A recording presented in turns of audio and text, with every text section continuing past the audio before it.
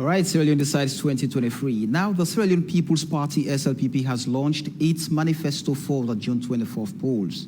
The manifesto is a plan of action for the party if it is re-elected into power.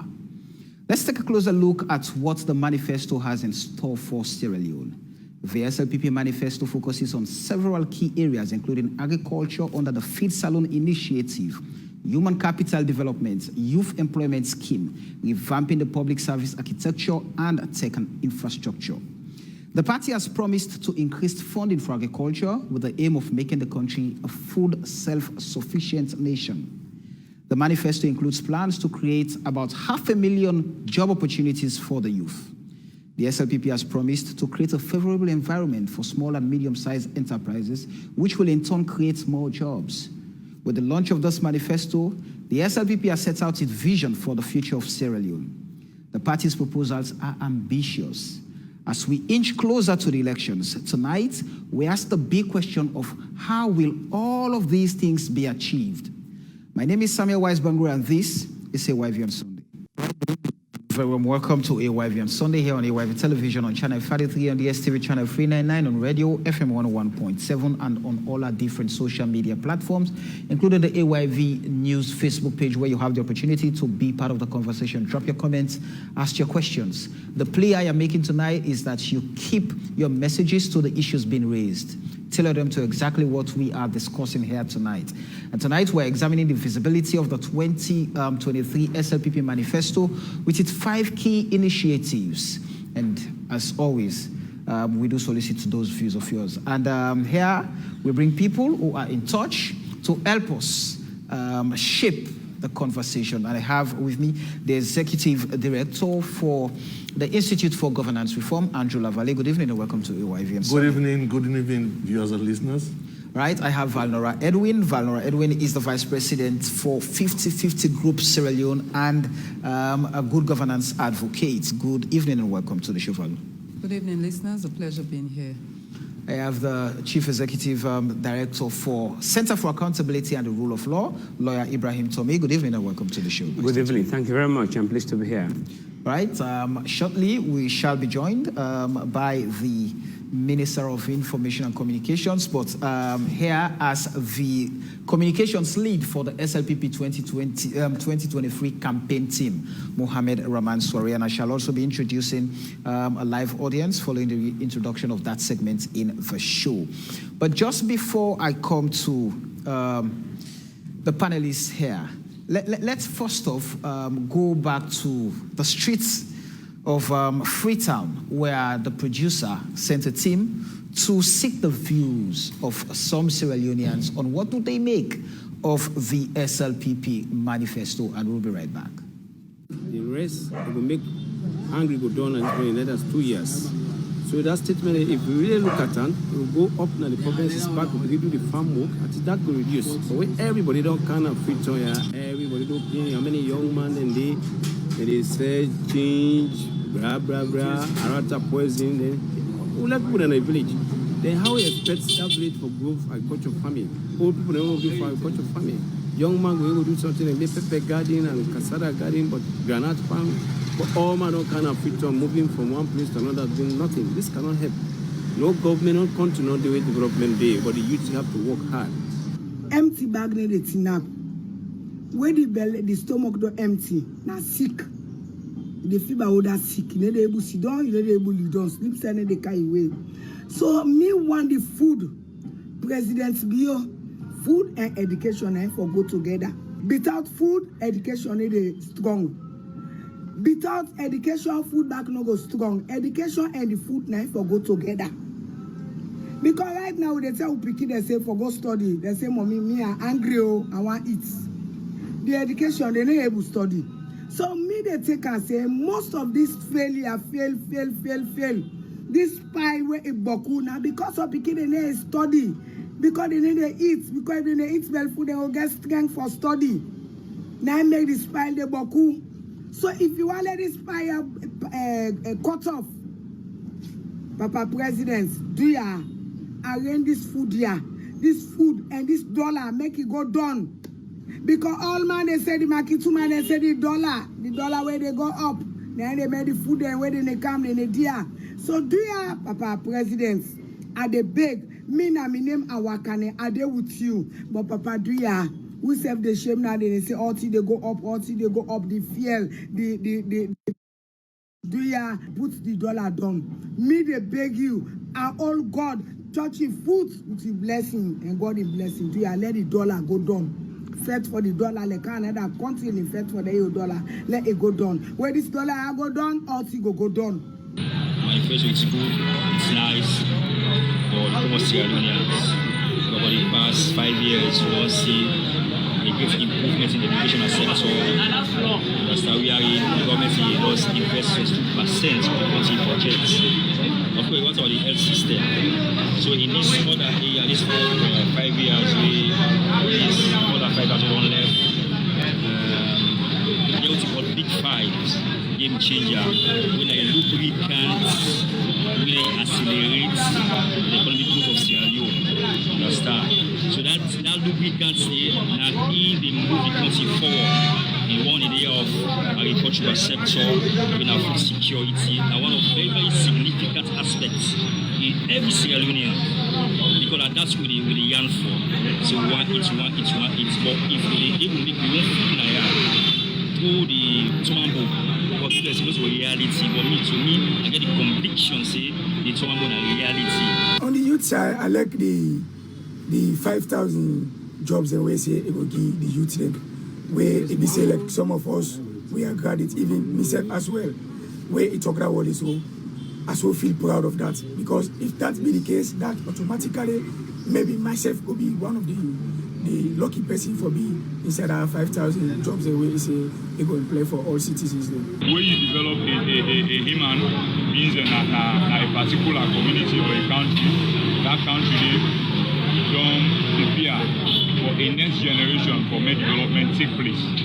So as far as me concerned, now that human capital now they make you say get interest over more. You understand?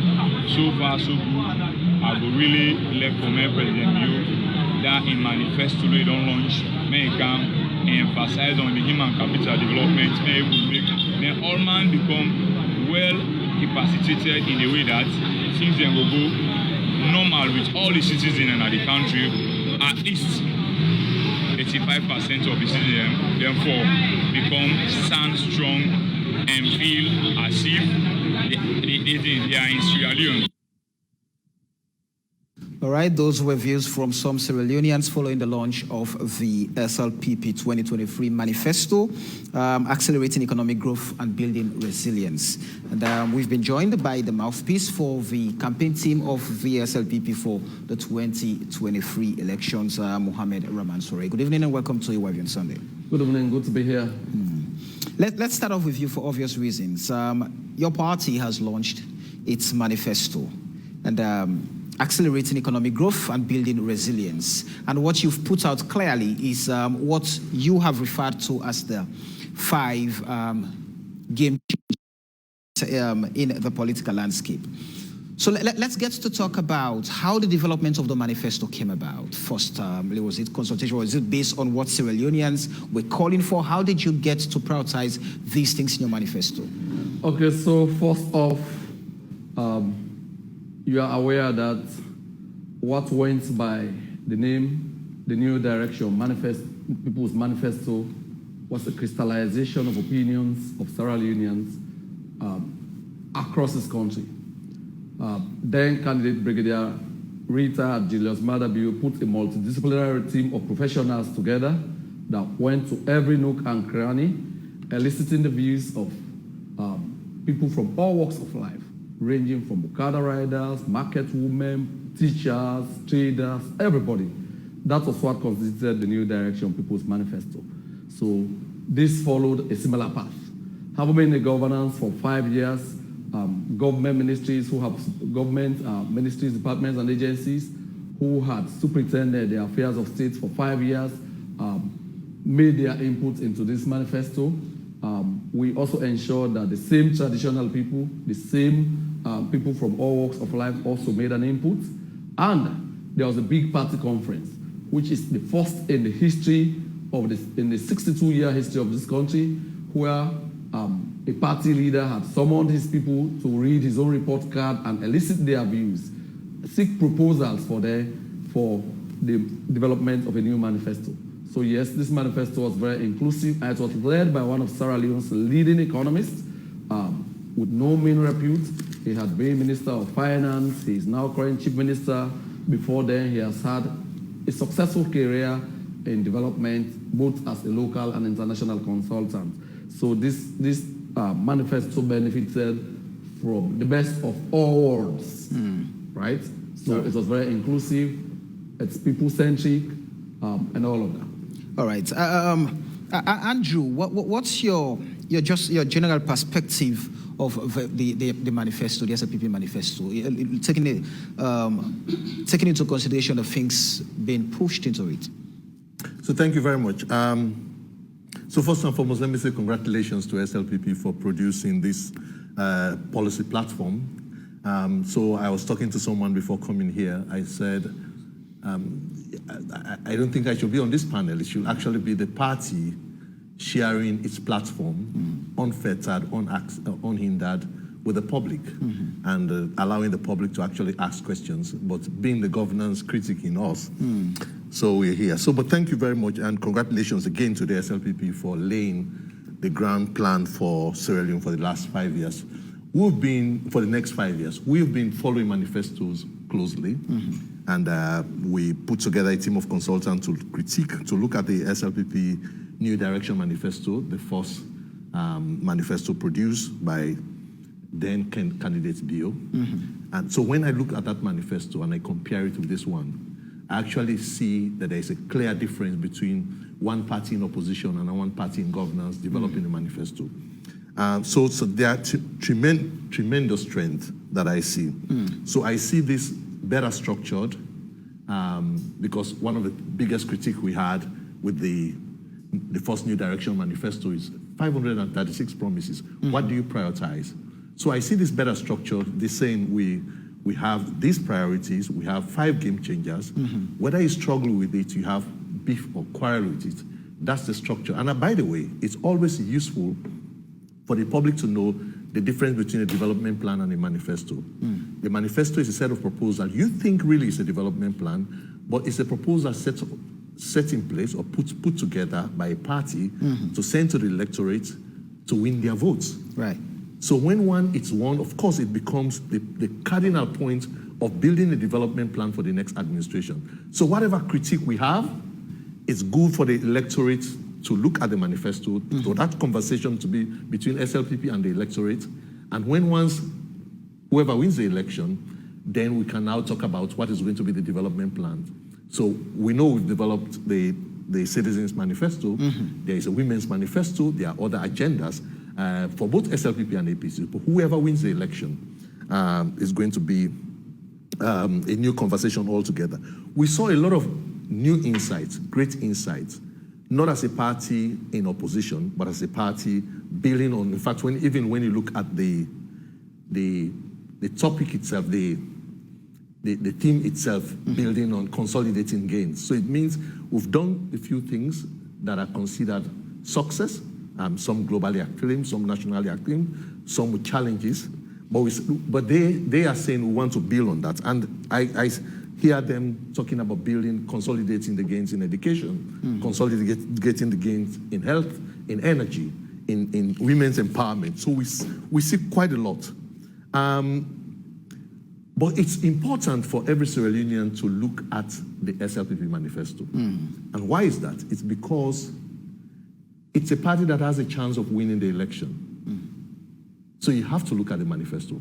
For the past 3 election cycles, I've never seen a governing party losing election in its first term. So because of that, every Sierra Leonean needs to look at the SLPP manifesto very seriously. So that's why I took interest in this. Right. Because, and I only hope we have areas that we praise, we have criticism. We only hope after the entire elections, depending on who wins, every party will be open to solicit brand new ideas so that we develop we build a development plan moving forward. But I think at this point it's just befitting to say congratulations, Mr. Swaray and team, for putting this plan together. And I only hope we just revise our constitution where it becomes mandatory for political parties to develop manifestos, to present their manifestos 6 months ahead of elections. Right. To me, for those of us advocating for policy-based voting, it's really an opportunity. If you have a stick period, 6 months, engage in policy-based conversation. One of the things it rules out is this whole idea of, this viral ethnic attack. Now we begin to talk about health, we begin to talk about education, your life. I mean, we have this platform we call My Vote is My Life, My Vote is My Life. So manifestos, when you put manifesto into the conversation, it brings a whole thing, a whole new dynamic into the jigsaw puzzle. Let me bring in Valnora. What's your precursory remark on the SLPP manifesto? I think firstly it's good that political parties do develop manifestos because it helps to structure the conversation. So it's more policy-based than individual and would likely help us to move away from all these personal attacks and the sort of negative conversations we're having, but having a more policy-based conversation as to what we would like to see that would inform voting, but more importantly, whoever wins the election, whether what they have put together is a reflection of our needs and aspirations as individuals, as communities, and as a nation. And I would like to, and I've gone through the manifesto. Well, there are some specific areas that fall within my purview that I pay very close attention to. And I liken that to what I've seen in the Women's Manifesto that I supported developing, and also what we have in the Citizens Manifesto that I was also a part of. And the good thing I'll say is a lot of things resonate. So within the human capital development issues, the developing infrastructure, improving governance, transforming the economy, and even the issues around leading through external shocks, which I think is a good thing. Whilst we were doing the Women's Manifesto, a lot of those issues emerged as to how will government be able to manage these emerging things that would occur. So whether it's about COVID, whether it's about Ebola, whether it's about global economic shocks and issues, how can our governments manage that? They also discuss issue around infrastructure, that even if you talk about education, there has to be accessible roads, water supply, energy, and all of that. So there's a lot of connection, which is helpful, that when political parties sit, it shows that they should feel and be aware of what are the needs of people, and you can see that there's a connection within all of that. What I would also have loved to have seen was, I'm sure it's reflected in the economic aspect, but looking at all the financial challenges, how are we going to maybe a stronger portion of this is what I like to do, and this is what I would need to be able to do this, because that's all the analysis citizens need to make that would inform them whilst they're doing their, that would inform how they will do their voting. Then I would also say there were good points where the issue around introducing civics on the social cohesion issue, how to bring the country together, example of ensuring that appointments are reflective of the various ethnic interests in the country, because these are all key things that come up, consolidating justice and rule of law, having more women at decision-making level, looking at women in governance, and more especially even young women, because I'm also the chairperson of the African Women Leadership Network that looks at young women. So I'm also pleased that reference has been made. There's reference about senior citizens, which is normally not there. There are issues around workers. So yes, it actually shows, I would agree with the point my colleague mentioned, that this shows that there has been some level of experience because they've been in governance and they have seen some gaps that were not initially in the previous manifesto. The only thing I also like to add is we need to move on as a country for us to meet this middle income economy. The government's continuously do that. When somebody comes in, they'll tell you the last government did not do anything, everything was in shambles. If everything was in shambles, Sierra Leone, I think, would stop existing. And I think I've always given the analogy of like we're running a race. Governance is a race. It's continuity. If I hand the baton on to Andrew, he has to run along with it. He doesn't go back to the start-off line to say, I didn't like the way Valnora started the race. I didn't like the way she handed the baton. Because this is what we do on a constant basis. So for these, the positive things, the issue even about promoting music, performing arts for the youth and all of that, these are really useful points. They are innovative, they are clear, and these are the things we actually need. Employment for youth, the industrialization, ensuring tech voc is not seen as those who don't have academic brain, but something we need. The middleman power is something we all need. So if they're building on what has happened, all these things would attract and ensure that we have a very strong policy conversation leading to the elections, and it will greatly inform how people will vote. All right. Barrister Tommy, what's your opening statement on the SLPP manifesto? Oh, yes. Thank you, Samuel, and congratulations to them. A few weeks, maybe 2 or 3 weeks ago, we were here talking about the delay in releasing the manifestos. They have taken the lead. I understand the APC will release theirs tomorrow. Right. It's really comprehensive. My initial view is that it is comprehensive, and perhaps it should remind all of us about the critical challenges that still confront us as a country. So the challenge, I mean, you have to spare a thought for those who drafted this manifesto, because the thing is that everything almost remains a priority in this country. So you have to now produce a 106-page, 110-page manifesto. It basically goes to show that there is a lot that still needs to be done. And you don't want to punish yourself by leaving anything out. And so you have to do a very comprehensive manifesto that speaks to just about every development challenge that confronts us as a country.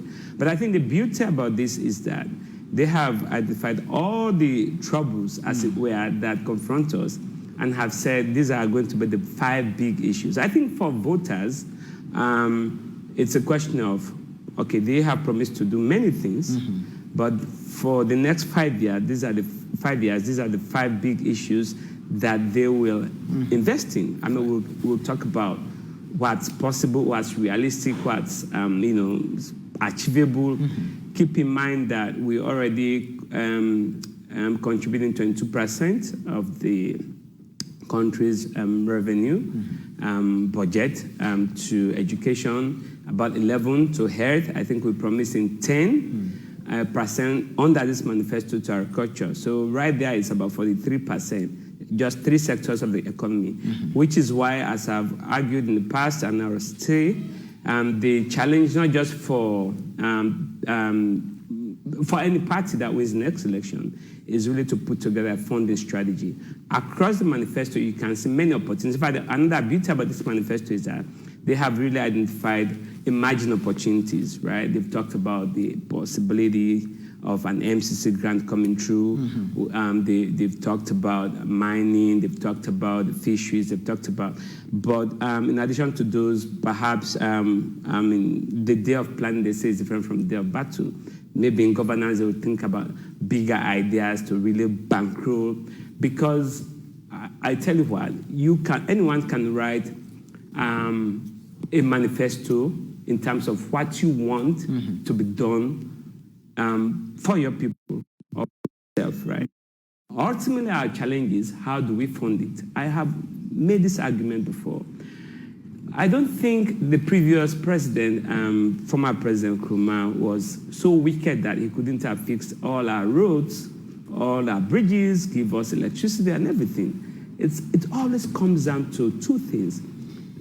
Your ability to generate resources and manage those resources well, and perhaps radical thinking. So going forward, and I guess this was the point Andrew was making, after the election, whichever party wins, what is required in addition to all these great ideas, and by the way, really brilliant ideas, hopefully we'll have time to go into them bit by bit. But what is going to be critical is discipline. Make sure that your team that you're putting together, everybody is disciplined and understands the vision. Speaking of which, I didn't perhaps pay attention to the last manifesto, the New Direction Manifesto, but this is the first manifesto where a political ideology has been clearly stated. The SLP says it is a social democracy. Its political ideology is a social democracy. And oftentimes we say in this country, our political parties are not rooted or formed along a political ideology. Right. It now says its own political ideology is social democracy. So we should all remember that, which is basically rooted in its commitment to peace, freedom, security, justice, equality, unity, and solidarity. And it has a vision statement, by the way. I was in Zambia a few weeks ago where we said, after days of conversation, all of us agreed on one thing. It doesn't matter how you call a political system, whether it's a democracy, it's autocracy. What is important is that you have a society where there is unity, it is peaceful, it is progressive, and people are happy, and there's social justice. Now, this is what their vision, as articulated in this manifesto, is. So let us hope that whoever wins, we have not seen the APC manifesto, hopefully we'll be here again to talk about the APC manifesto, but it really promises a lot, and it's got some really great ideas, and we'll see how they roll it out if they win after June 24, 2023.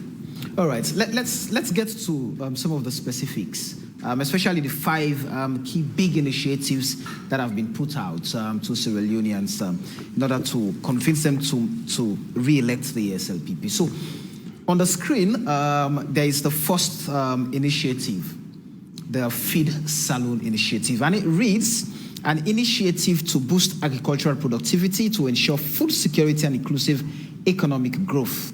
So President Bio's top priority in his second term is for Sierra Leone to be food self-sufficient. The next SLPP government will boost agricultural productivity by increasing investment, which will fuel inclusive economic growth, boost food production, reduce hunger and poverty, create jobs, boost export earnings, and build our resilience in the face of climate change. It is very clear that Mohamed Rahman Swaray. Now, Feed Salon. In the last 5 years, the president talked about using agriculture as a means to diversify Sierra Leone's economy. Yep. And we're seeing now putting that as the topmost priority in the 2023 manifesto for the country. Now, what are the thoughts around the initiative to feed Salon? You know, going back, we've had governments that have promised feeding Salon. So at some point, there was a day that 2007, all of us would not go to bed hungry.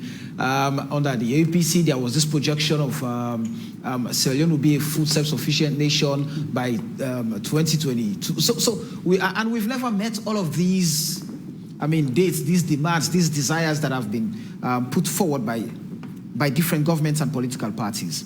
So what are the thoughts, and how are we going to achieve this as a nation? Okay, so first off, Sierra Leoneans should take comfort in the fact that these are not promises, these are commitments made by a gentleman, a president who has proven himself to be a man of his words, whose words are his bond, who sees his presidency as one that is a social contract with the people of Sierra Leone. A man who has made very frame-breaking promises and has kept them in extremely difficult and challenging circumstances.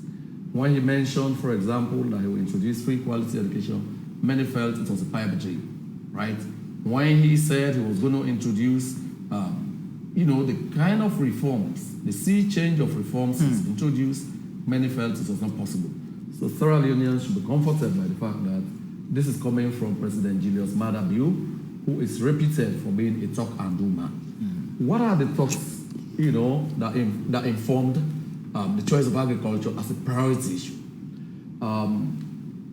Year in, year out, global ratings have come out, Sierra Leone is always at the top bottom, of those indexes. In 2018, we were the third hungriest nation in the world, and that is palpable. You could feel it, you could see it. Many Sierra Leoneans live with it. 5 years on, we are the 9th hungriest nation in the world, according to the latest report. While we take comfort that we are moving, it is not something His Excellency and this government celebrates. Fact is, we are still hungry. So the president wants to take it ahead on, right? And in the manifesto, we have confronted the elephant in the room, knowing that we remain very vulnerable to global shocks if we are not able to feed ourselves. B, our respectability as a sovereign, independent nation of 61 years standing will always be undermined, right? Even in families where you cannot provide for your family members as a father or as a parent, it brings into question how much control you could have over your family. So His Excellency has looked at all of this.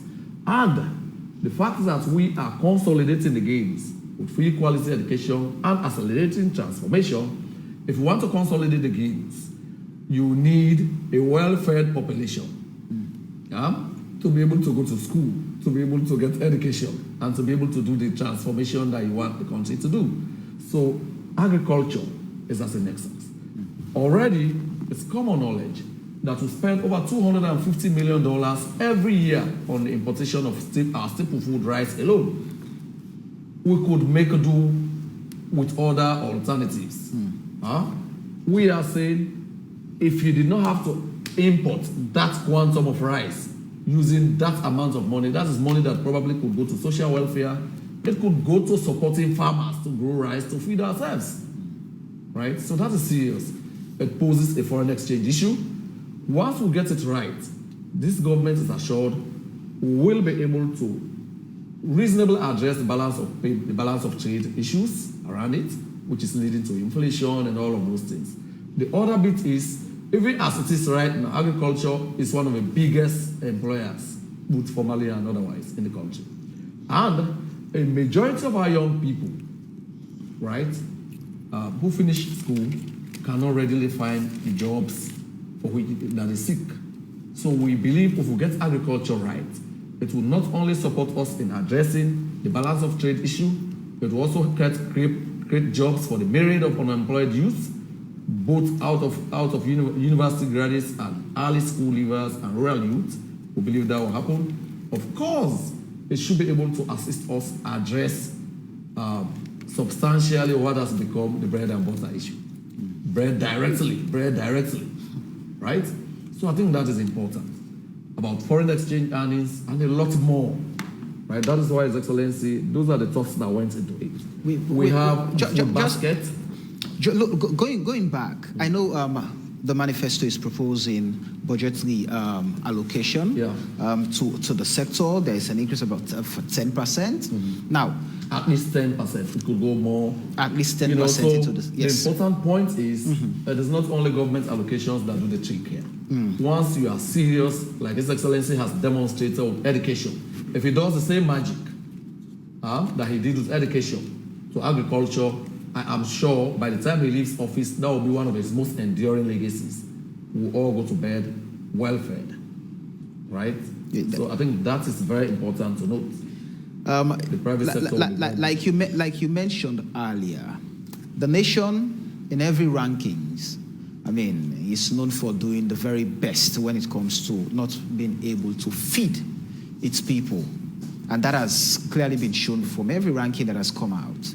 And many who have followed the trend of development would tell you that we continue to live in monumental abject poverty. Amifa Tupa Suri not able to feed a family of 4. And so with these ambitious projects of the SLPP for the next 5 years, what are the variables, the key factors that will support the implementation of Feed Salon? Because myself want for gonna bid a bell full. Okay, so I'm going to think of it. When you allocate a paltry 5% that does not get disbursed in the end, you don't expect magic, you don't expect wonders from that, right? When you don't have irrigation system, that means you farm only once a year. So under this big feed salon project, we are going into irrigation in big style, in grand style.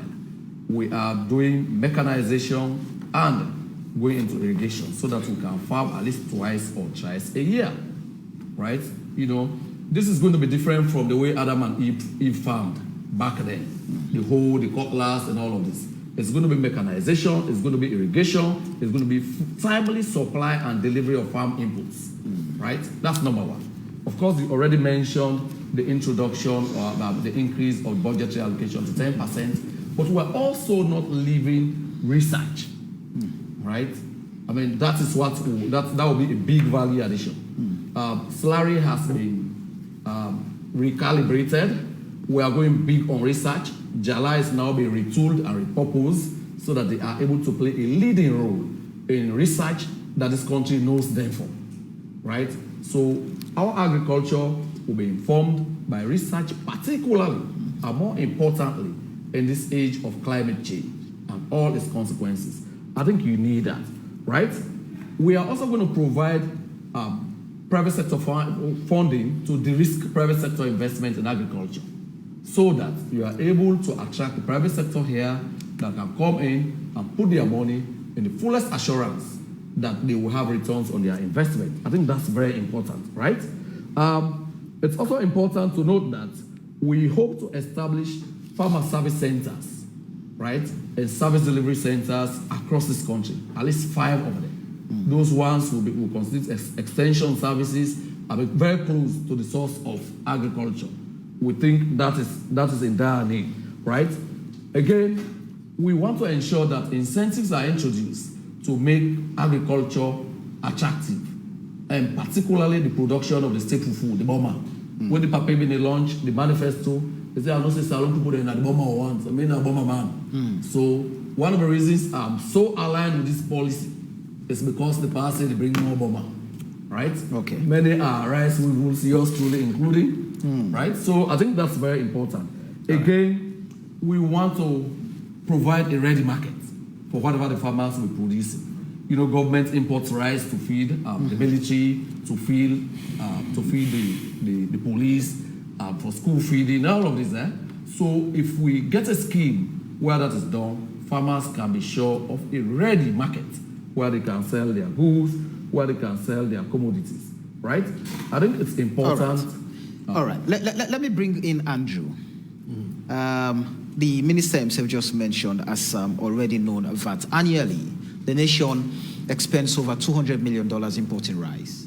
And over the last 5 years, the president himself identified agriculture as a sector that would help in diversifying Sierra Leone's economy, even urging his appointees to go into farming. So at the end of the day, they should be able to eat what they grow.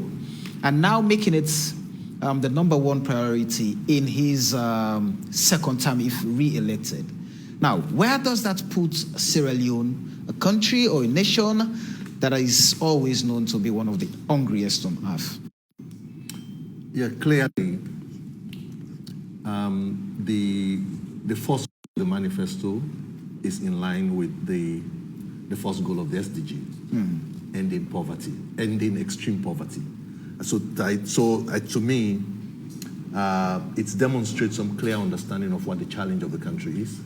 I was thumbing through some of the reports by WFP, the World Food Programs, FAO, about the number of Sierra Leoneans that are really, really hungry. I think food poverty is one of the biggest poverty in Sierra Leone. So to me, it's a response to a clear need. So what I will say at this time, just like in my maiden comments, that this is a proposal to the electorate that let's vote for feeding Sierra Leone. So the way I respond to this, so when you talk about feeding Sierra Leone, the way the manifesto laid it out, you can see, you do not just look at feed Sierra Leone as a, just as a buzzword or just as a, I think how do you call the 5 catalytic lines? Mr. Suarez, help me, please. The five catalytic lines, big ideas, they call them.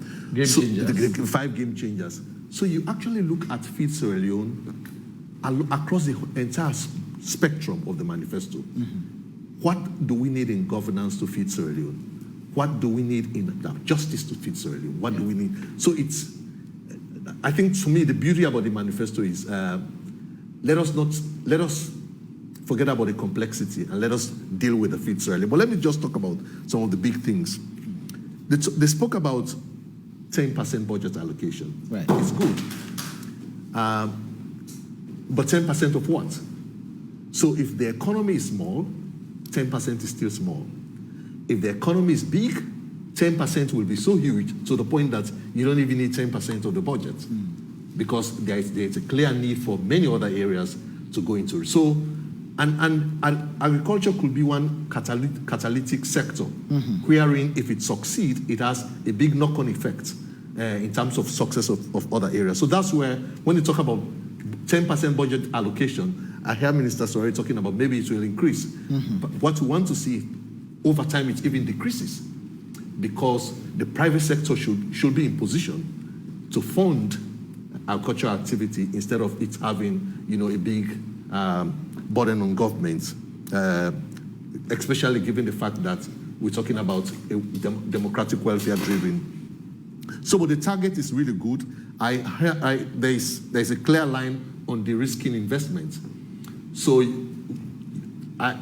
clearly you saw that the manifesto authors clearly have a private sector engagement mindset.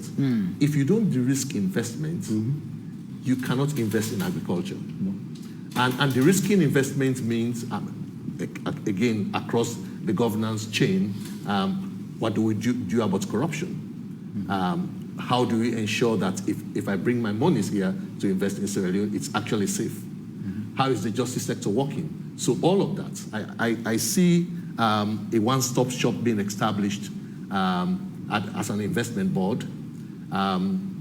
I did not see that part of the Feed Sierra Leone, but I'm consolidating the gains. Already there is a National Investment Board led by His Excellency and driven by Professor Madam Mustafa.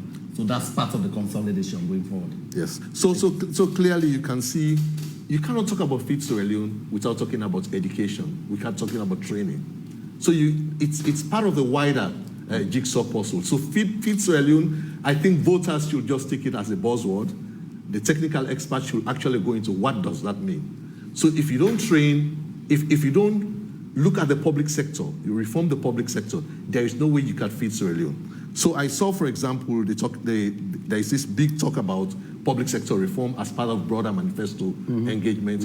I have done a lot of functional reviews of the Ministry of Agriculture, and I have seen, for example, when you look at the last audit report, that was in 2016, a clear audit on fertilizers, and the Auditor General Lara Tilopias at the time said that over 68% of the budget for farmers, for fertilizers, is not reaching farmers.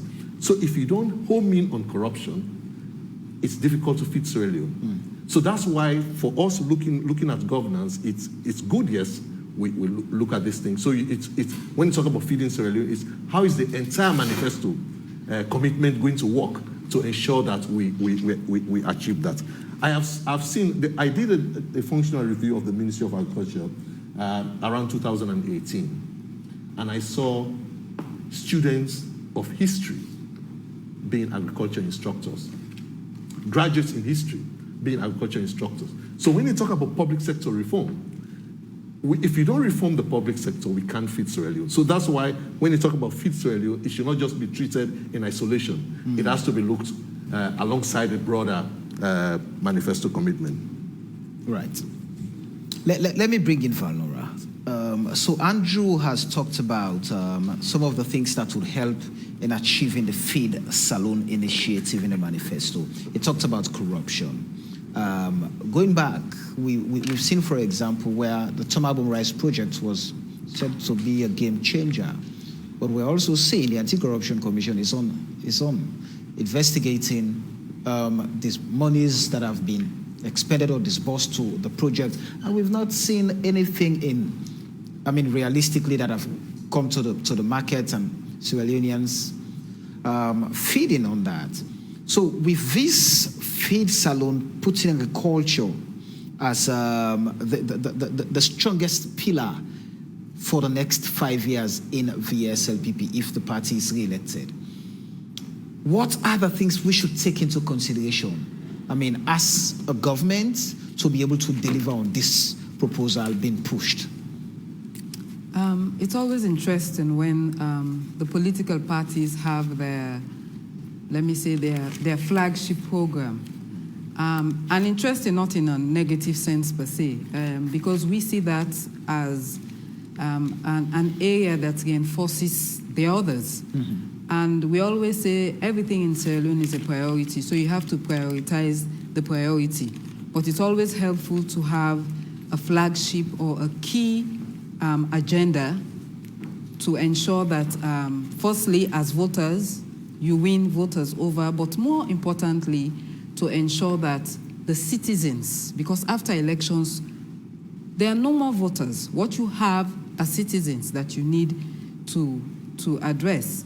And I see that agriculture, even as they had education, also would have far-reaching gains. So when you talk about jobs, or even when we talk about education, it wouldn't be those who didn't get jobs and need something to do. But the educational system itself needs to be reformed, because agriculture itself has a wide sector. There are so many disciplines within agriculture. So the educational system needs to be reformed as well to be able to speak to this agenda.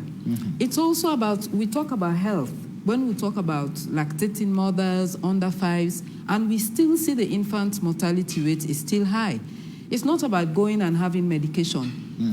I was in a meeting once where we had one of the doctors from the the Olajuwon Hospital, and one of the things she mentioned, looking at the data and statistics they had, was malnutrition. And malnutrition was informed by two issues: one, poverty, and two, lack of knowledge as to, definitely, especially weaning children. So if you're looking at your health sector, especially for the children, nutrition comes into play.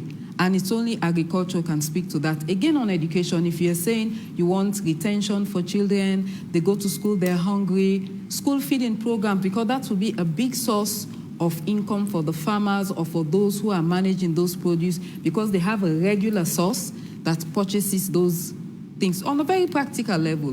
We're also looking at governance. When you even have all these young people, there might be a program in different parts of the country. You move them from one place to another. They might not necessarily be within their own districts. And so living and working together, they'll realize that we're all Sierra Leoneans. And this polarization, this could be one way that it could be managed. Again, value addition to what we're producing could help to build the economy. It would also ensure that the high level of importation that has been referenced, for example, on rice, basic commodities, there should be value addition so that we can produce it itself. What happens? The extra resources can be used to fund other issues, so we reduce the dependency on external support and all these other issues we might have, whether it's at the energy sector, the water supply, because all of that, again, will be needed to ensure that agriculture functions effectively. So there are such far-reaching benefits to have agriculture in place. But the governance aspect, again, should not be forgotten. As mentioned, the issue around corruption, the issue around security, ensuring that the justice system works so that whether it's foreign or domestic investment, that investors are confident that if I invest, I am secured, the banking system is stable. All of that needs to come into play. So at the end, you will realize that though you are saying, I want to feed Sierra Leoneans, it comes to the basic bread and butter issue, but it's also reinforcing how you address all the other issues, whether it's health,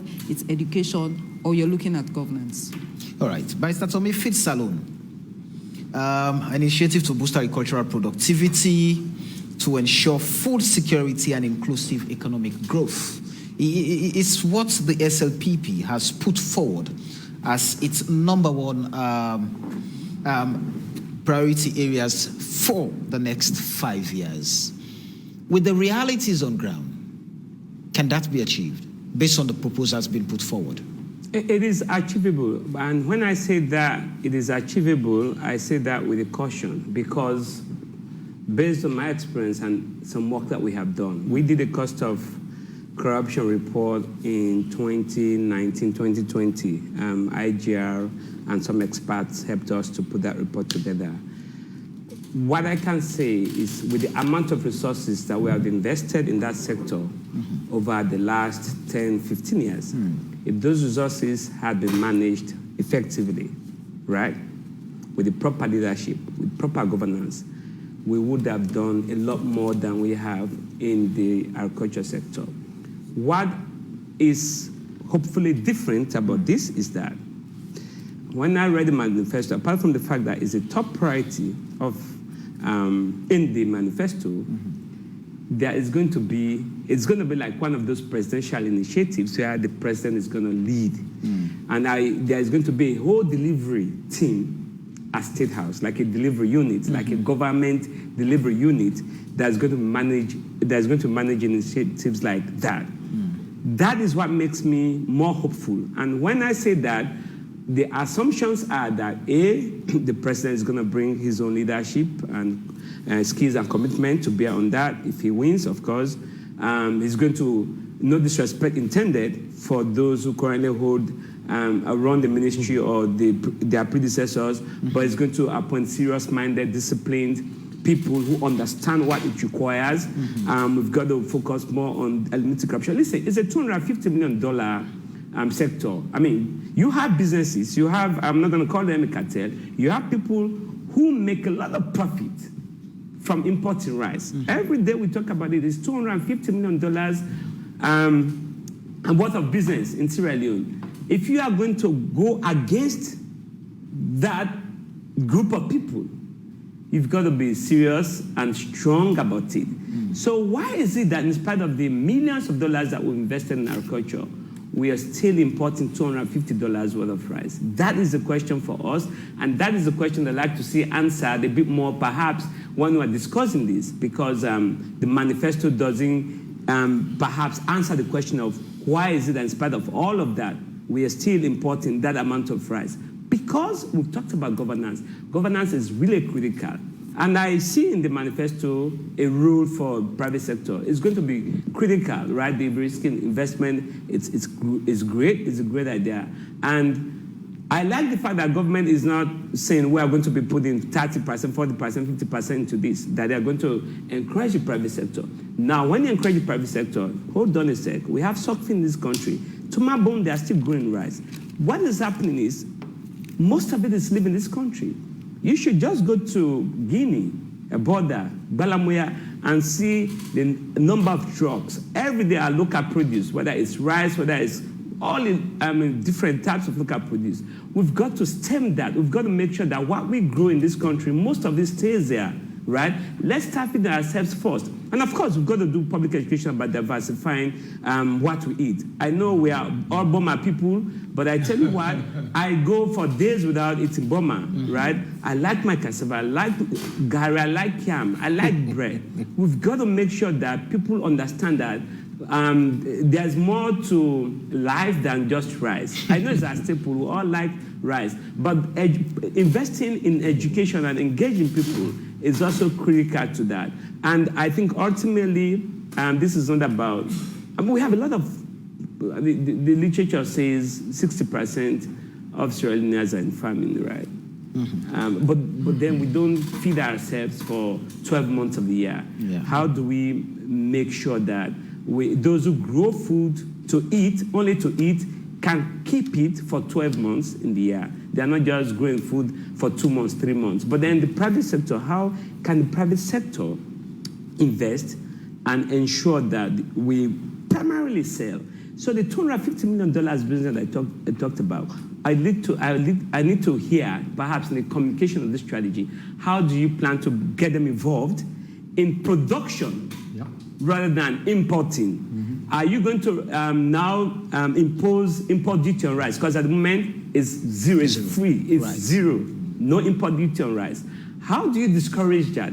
How do you incentivize their participation in the local economy by growing rice rather than just waiting through now phone, perhaps a computer, import 100,000 bags of rice and you're making easy money? Let's get them involved. Let's make it more difficult for them to import, especially after the first 18 months. I like to think that you start making it more difficult to import rice because there is homegrown food that we can all buy and encourage Sierra to eat what we grow. All right. Yes. That's Feed Salon. I know the second big changer. Yes, I'll come to that. Can I say one? Can I comment on Feed Salon? I'm coming. Okay. I'm coming to you guys. I know that the second initiative is the human capital development, which was the first in the previous manifesto over the last 5 years. So because of time, we'll come back to that. But let me just quickly allow you to respond to Feed Salon project based on the issues. Okay, let me allow you respond so that he will come in quickly to the question. Please. You know, when we did the review of the biometer, one of the biggest questions we asked was output. Yeah. And I see Feed Salon, it's brilliant, don't get me wrong. It's fantastic. Like I said, it's a clear response to a clear need. What we see quite a lot of inputs. We'll do this about irrigation. We'll get 30,000 acres of rice fields cultivated. We see 100 acres cultivated. We'll provide inputs. So I think it's clearly, sometime down the road, it will be useful to see what are the clear outputs in terms of reduction in exports.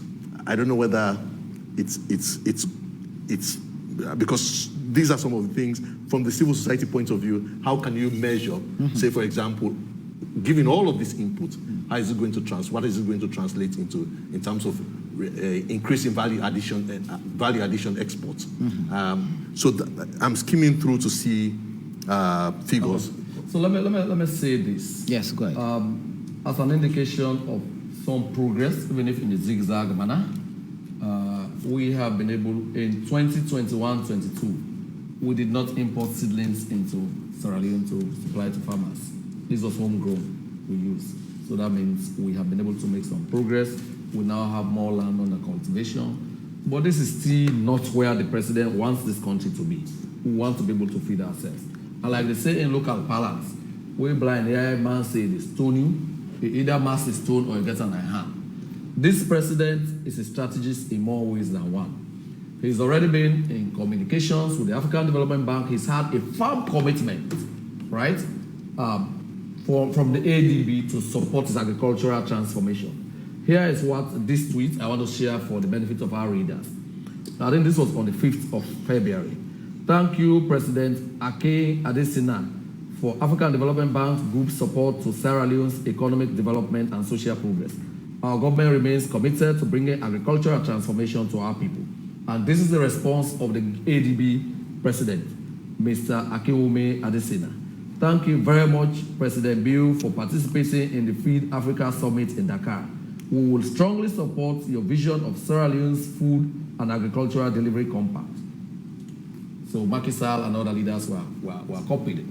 So this is a man who will hit the ground running at breakneck speed on the first day in office. He's done this with practice aplomb. He took over in April. By September, we had a very ambitious, probably the most ambitious thing this country ever did, the free quality education running in 3 months' time after that. So you can be sure now windows of funding are being identified, commitments are coming forward. This is not a promise. So any day, give me somebody who knows the trade secrets, who has his friends, who has his assignment done, who has cash waiting, than a neophyte who will have to begin to make new friends, who will have to begin to put an agenda together. I mean, the very fact that this manifesto, let me not miss out saying this, the very fact that this manifesto was launched on the very first day of the campaign tells you President Bill is more than ready to lead, more than ready to continue governance. All right. Right? I mean, this is unlike other parties that are still struggling to put a manifesto together.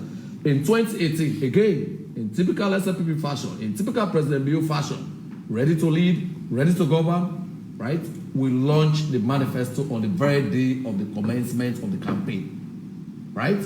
This was in Poloko Teachers College. That was where we launched it. The next minute, we are launching the campaign. So this is a team that is ready to go. All right. Ready to go. All right.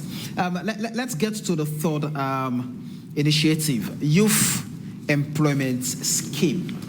On the screen, it says a presidential initiative to create 500,000 jobs for the youth in 5 years. Yes, it's a presidential initiative to harness the energy of Sierra Leone's youth by creating 500,000 jobs in the next 5 years. These jobs would include skills and unskilled, long-term and seasonal jobs across all sectors. This will be done by providing incentives to the private sector to hire, train, and upskill, especially young women and girls. What is this proposal saying?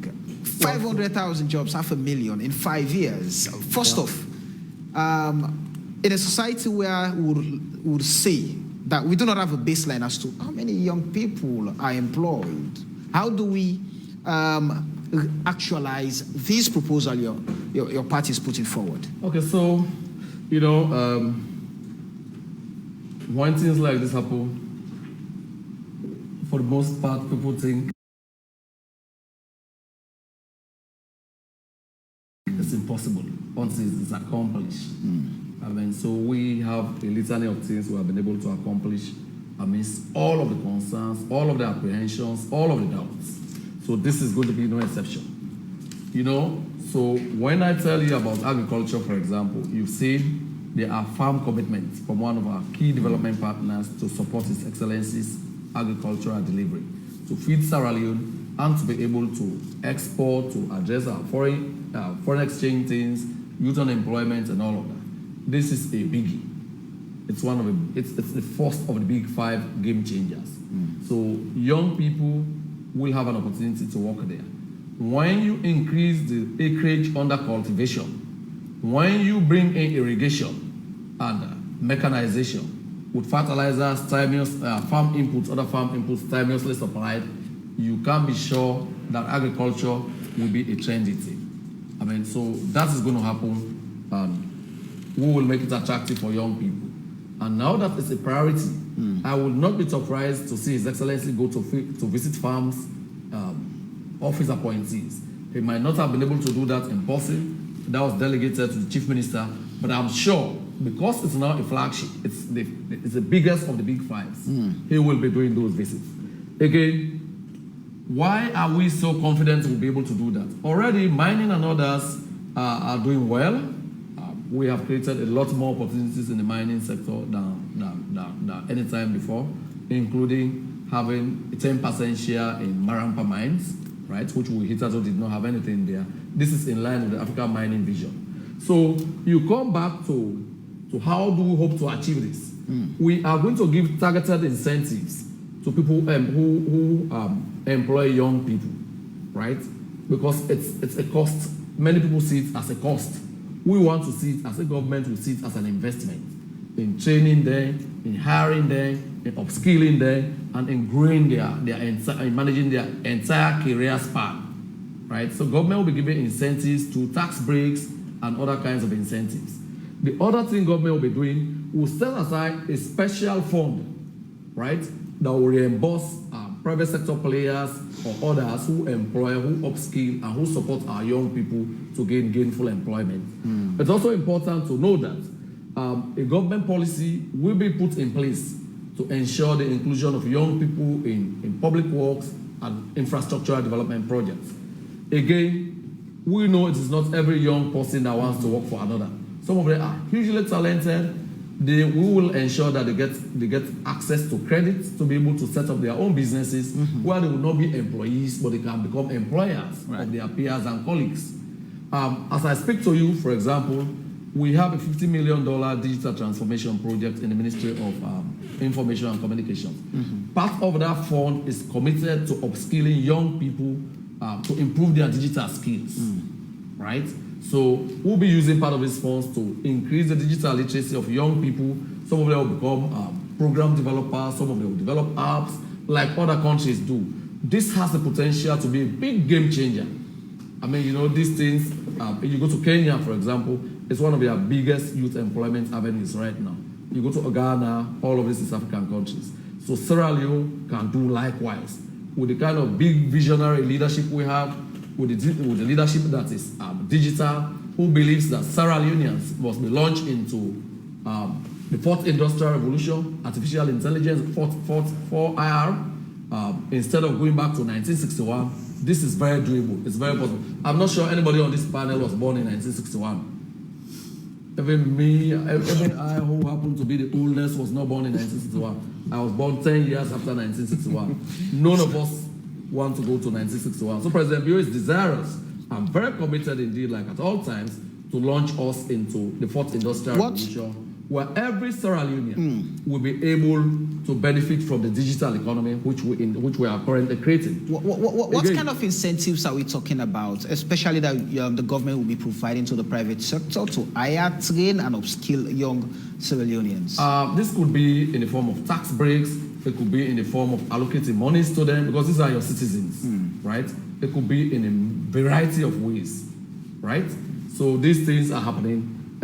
They're happening right under our watch. The ICT industry is happening. So other efforts will be made to create jobs for out-of-school youth. They will be particularly targeted. I mean, we know we missed a whole generation of young people. They lost out on opportunities as a result of the Civil War. They are now grown-ups. They do not have sustainable livelihood skills. So those will be targeted for various kinds of technical vocational training and development opportunities, so that we can reduce this tendency of pie your body. You can see a grown-up old enough to be your dad saying to you, pie your body. You know, so we want to deal with that, you know, very constructively, very respectfully, and, you know, in a win-win fashion. All right. So that's the kind of thing we talk about. Andrew. The private sector is going to be tagged along every inch of the way. Youth employment scheme, one of the 5 game changers of the SLPP, promising 500,000 jobs in the next 5 years. And looking at the things the party is proposing, how incentives will be given to the private sector to hire, to train and upskill, especially young women and girls. Now, at this point, we do not have a baseline. How many people are employed? Young people, young Sierra Leoneans. How can we track, how can we tell that these jobs will be provided or these jobs are available based on what the market is saying? So what would you love to see in terms of the implementation of this particular promise or proposal put forward by the SLPP? How are we going to achieve that? Thank you very much. And again, I will say, it's a good proposal. It's indeed a game changer. Since the war, and even before the war, youth employment has been one of the biggest challenges of Sierra Leone. I remember when Minister Swaray and I were in high school. I mean, these are the things that we used to talk about. How do we ensure that jobs will be available? So I only hope, you know, the good news is our electoral conversation are getting a bit more interesting. I only hope by tomorrow, APC comes up with ideas on how they want to create jobs for young people, because it's really a problem. And then we really have a menu of options for Sierra Leoneans to choose from about the proposal for youth employment on both sides. Clearly, because the SLPP mentioned a number, I mean, for those of us that will be tracking this manifesto, 500,000, 500,000, that makes it impressive. I think we first of all have to get clarity. Are these new jobs? Well, besides that, the first question we need to ask, what is the definition of jobs? There is employment and there is employability. How do you define jobs? Do you define a job as someone going to farm in Foindu and then come back home? Or in Sembenwo? Is that a job? Or are we talking about formalized jobs? I'm not talking about people working in the formal sector, but formalized jobs. I'm happy that we now have NACIT foraging into the informal sector. So you can have people working in carpentry workshops way above the minimum wage rate, but they are on NACIT. So is that a kind of job? Is that what we're talking about? So the devil is in the details. So it's not really well defined. So definitely these are the things we'll be engaging on. How do you define jobs? How do we track jobs? And remember, which we are talking about, which jobs are available, what is the baseline? Where are we starting on this? So just like with food security, youth employment has to go through the entire governance strands. You know, one of the things really I will have seen the manifesto to be very big on is a question of cohesion, because I've seen a number of young people that say, I went for a job and I was not employed because I'm not mending. So even if that young person is not qualified, in fact, I had to grill one a little bit more. I said, what are you qualified in? She said she's in nursing. But if you have a pharmacy, will you be employ your cronies, your brothers and sisters, or someone that is qualified? They said, no, I would take someone that is qualified. So that's what a lot of employers are looking for. The stark reality is that you went for a job, you did not make the interview. Instead of learning from why you did not make the interview, you go into this big notion of people being discriminated against because of their ethnic identity. So the whole question of youth employment, national cohesion, I think we have to be big on that. A lot of young people, they feel powerless. You see them around the streets. I think they lack role models now. The men and women of excellence, sound education that we used to admire are now being replaced. So they always say, Brai Bobode, Brai Bobode. How do we, I only hope we have that really well articulated into a next development plan. How we have this situation where a lot of young people believe that the shortcut to wealth and happiness is going into politics. And the moment you become a politician, they don't care about where you get your monies from. No. You become an investor, and you become harassed. And I only hope, it's really my fervent hope, that APC too articulates a youth employment agenda. Because if young people are not employed, all of us are not safe. All of us.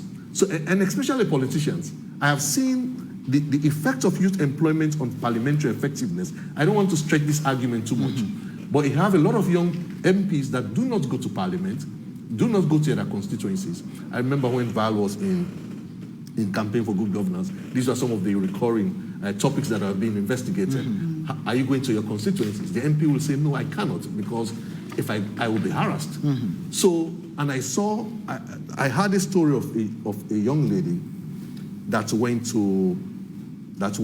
moved from Bo just to run after to chase the president's convoy that was going to Kailau. That just to seek handouts. That woman had an accident and she got her 2 hands broken. She couldn't beg. So we now have this belief that the only way for you to be better off is when you have your brother or your sister in politics. That self-belief that we can get jobs. I only hope or wish that we reach a situation where the average Sierra Leonean youth believes that I'm going to make myself competitive, not only in Sierra Leone, but outside of Sierra Leone. Right. I know there's quite a lot that has been put in here. They're talking about providing access to finance, but we've seen there are great limitations for microfinance, microcredit, especially when it's being doled out by politicians. They believe that, microcredit not enough for pay. So it's been given to party supporters. So I think this is one area, it's very brilliant news, it's a great news, but we need to think about very critically, if at all we're going to change the culture of productivity. I remember interviewing the former bank governor, and he said, I have done the redenomination, but redenomination cannot work the trick for us until and unless we become productive. But if we have that productive sector between 18 to 45 years, I would say, having nothing to look forward to, and even when something is available, they are not prepared. And so one of the things we always, it's useful to ask is, given the fact that we now have, I think we've got about 4 or 5 years of free quality education, I think I need to get this question to Minister Senga at a point in time.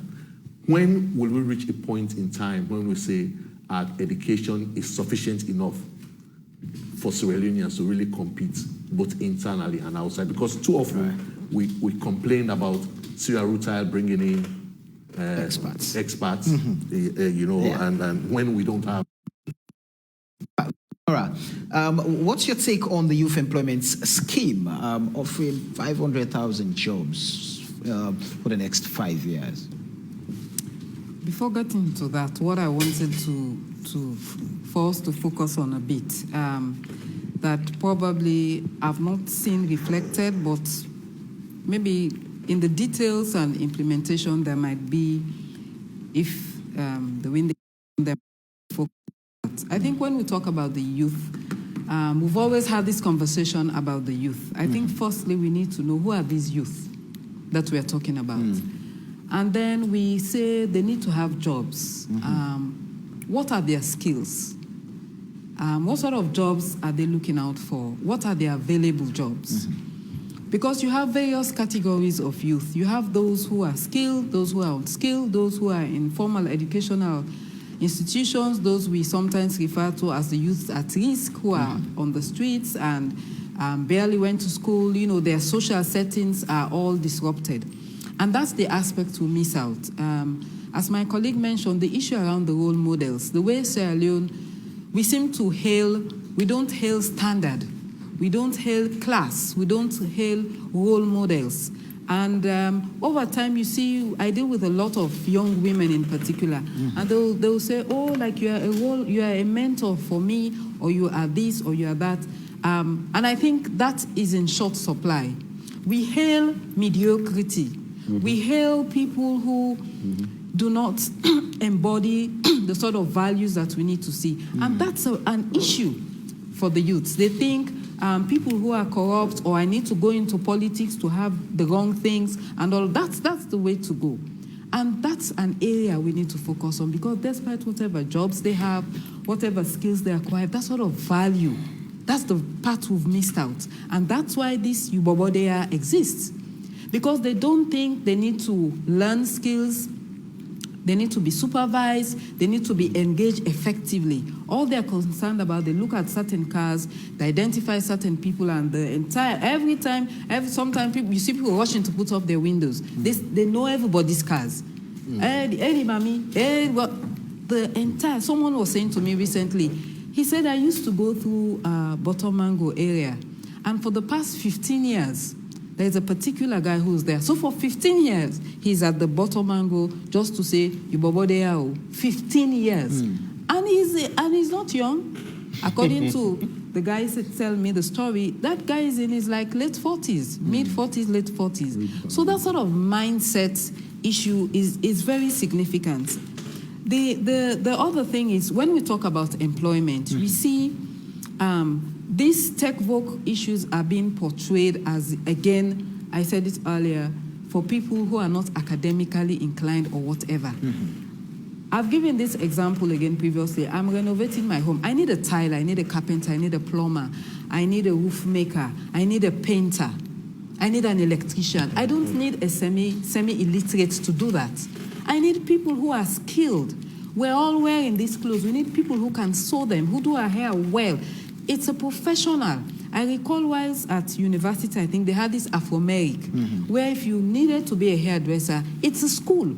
You have the hotel and tourism. Everyone is a caterer, but they have not received professional training.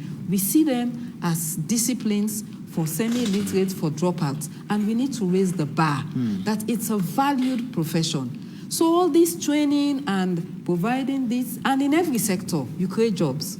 So if we're talking about the performing arts, there is employment for youth, sports, for music, the entertainment industry. What are we doing in that area? If we're talking about the environment, about climate change, there are jobs there. In the health sector, and I'm not talking about doctors or nurses, the health sector is a big area. And you need loads and loads of youths, the porters, the nursing aides, the technicians. We need youths in this area. So it will be good for whoever wins this election. When we talk about youth, we don't want car wash, honestly. Who lives a sustainable life on washing cars? Of course, we need people who can wash our cars, but I don't think an entire government agenda should be, or one way of creating employment is for youth to wash cars. Maybe even students can do that. You're at university or you're somewhere, and you can do that as a side hustle, just to get your transport or to support something. But it cannot be a mainstream job for somebody. So how do we strengthen all these sectors, open it up, and again, the private sector? I don't know how the 500,000, again, probably they'll have time to go into the details. How was that calculated? But I think the private sector needs to expand a bit more. Today I was doing a bit of things around the east end of Freetown, and I was close to Natco factory. And we were there reminiscing all these Natco biscuits, Natco sweets. We had, yes, clay factory. We had clay factory, flour mill. All these industries were there. Wellington used to be referred to as the Wellington Industrial Area. Now, of course, that's impossible. But how do we ensure we create factories, businesses in other parts of the country where youth can be employed? So outside agriculture, we have the marine. That's an area we don't even talk about. The marine, it's a whole field. How do we get people skilled and trained? We have all these boats traversing. How do we train them to ensure that they get jobs? So when we calculate the 500,000, I hope they'll be able to break it down. We want to see them in these sectors, but mainly, government should not be the biggest employer. They should be able to open up the private sector. They've made mention of that, but we want to see more industries, not necessarily foreigners coming in, but Sierra Leoneans have the leeway, they have the space with all the safeguards we've made mention of to ensure that youths get employed. All right. Barrister Tommy, 500 jobs being promised 500,000, forgive me, 500,000, should I put it, being promised by the SLPP for the next 5 years. How can we get this done? I mean, looking at the existing environment and the things they are looking at, the promising areas they've put forward, so where these jobs are going to be and how the private sector will be incentivized to ensure that we're able to achieve this and create 500,000 jobs for us, the youth. I'm going to assume that the idea is to create new jobs, 500,000 new jobs. Now, it's doable, but it's obviously a tall order. And of course, the idea is that government is not going to be the only entity recruiting those people. There's no way the government is going to recruit 500,000 youths. I think the point there is that government is going to incentivize job creation for young people, in other words, young people employing themselves, and incentivizing the private sector to employ young people. Now, there is a fundamental problem in this country. And I feel sorry for our government in, government out. And it's politics, right? They don't say it as it is. The real problem is, Samuel, you know, I was never thought of as a youth when I was in my youth age. Never, ever. Again, I'm not being elitist, I'm not trying to talk down on anyone, but this whole notion of youth, you know what it means? It only means that we have not prepared our young people in ways to make them employable. Now, even if somebody's employable, say he or she's got some education, some skills, the other thing that is really lacking is our work ethic. And part of that work ethic is lack of integrity. You deal with those that the government or governments before and now say they want to bail out of poverty, of unemployment. By the way, the official unemployment rate in Sierra Leone is 3%. So basically, employment level is kind of 97%. Officially, if you look at World Bank data and all of that. So there are various forms of employment. I heard Badura talking about, car wash is not, it may not be a kind of permanent employment, but I think for me, it is there as a stopgap measure. By all means, it's way better than people hanging out there asking me for money, doing nothing for me. I give you money if you wash my car, and I pay you well. That's a good one. As a stopgap measure, I understand it. But in addition to that, you can acquire skills. And this idea of making, again, nothing against Okada Keke riders. I do Okada, I do Keke, right? Nothing against them. But again, if we invest in agriculture, which is why the whole promise or commitment to agriculture is a great one, how can we encourage some of these young people to learn skills, get back to our communities, and work, produce food in ways that will give them dignified employment? I'll tell you, talk to more than 60-70% of them, they'll tell you, if I had a choice, if I had an option, I would have quit this. But there's really lack of option. Can we create those options for them? So the problem is both on the side of government, creating an enabling environment, but also on the side of families. This is the point I'm trying to make, right? None of us on this panel, and this is what politicians don't tell us, none of us on this panel, none of us is worried about our kids doing car wash job. You know what? She sent her kids to school. All of us have sent our kids to school. Good school. There is a breakdown of the family system in this country. We just born 50 fatter. Possibly never be able to feed themselves. They born 6 picky all over. You see the youth problem, they are in drugs. And you know, we don't confront the problem as it is. We have to start from there. We have to tell our men and women, listen, don't get me wrong. If you are 70-year-old, you're retired, you are broke, and you're giving back to kids, how long are you going to live to take care of that kid? By the time the kid is 10, 15, you are dead. Who's going to take care of them? These are the problems. We have a social problem. But again, governments need votes, right? No government official is going to put it that way. But I'm saying to you, we've got to make sure that the family does its job. Vanessa was talking about, we have role models. Growing up, my grandmom of Blessed Mary was my role model, right? We had people, everyone belonged to a community, a family, a household. Now go across the city, you find thousands of young boys, young men and women who do not belong to communities or households. And the governments are making commitments, yeah, I'll take care of them. They don't even have the skills, they don't have the training. Basic etiquette they don't have. It's a problem. So as we are addressing this, there's a role for the Ministry of Social Welfare. There's a role for the Ministry of Health. I've made this recommendation. When they come for this health prenatal clinic discussions, don't just talk about health issues. Tell them you have a responsibility and obligation to the kid that you're carrying in your belly. Make sure government helps you, track the husband. A lot of run away dads. They just leave their kids and run away.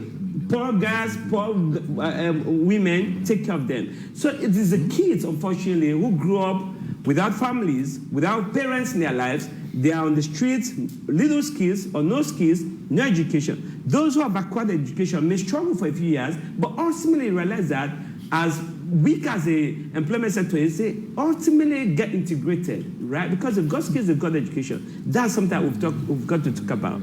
All right. I'm going to take quickly, we're going to look at revamping the public service architecture. It's in delivery, efficiency, and professionalism. In the next 5 years, the SLPP will continue its mission to fostering a service, to fostering a professional and meritocratic public service that is fit for purpose and delivers on its mandate. Our goal is to attract, support, and retain the best and the brightest to serve the people of Sierra Leone. This commitment coming now from the SLPP, when the myth over time has been, because of the type of politics we practice, it is difficult to always get people who are the best in delivering certain things or in their areas, but those who've always supported political parties, those who've invested in campaigns, and they would need to be complemented. And so if I need to be complimented, whether or not Salifu deserves the position by merit, I have invested. It's a business. I have done some things, so I need to be complimented and I get my money back. So what are the reasons behind pushing this particular commitment for service delivery, Mr. Minister? So it's a reason that the country is as developed as its public service. Let me share this. I had a permanent secretary who is now retired, who once told me at the end of the Civil War, leaders, not necessarily permanent secretary, from our public service were brought together. The World Bank had brought a consultant to mentor them. So So following a session, and there was deafening silence in the room. So the lady said, look, this is a senior cadre. Who does the thinking for your country? Because she asked the question and nobody responded. You could literally hear grasses grow. So the lady asked, who does the thinking for your country? So the public service is definitely a vehicle to deliver services for government. If your memory serves you right, you could remember that when His Excellency was sworn in, right?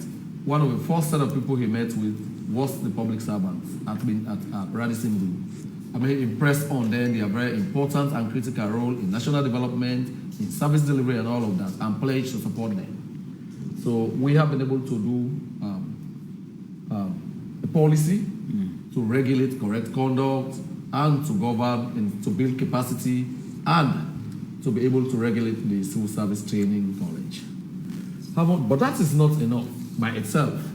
There are many more things we aspire to do as a government for and behalf of the people of Sierra Leone. Service delivery remains an issue. I've listened to various service delivery indexes, some done by IGL and others in the service delivery ecosystem.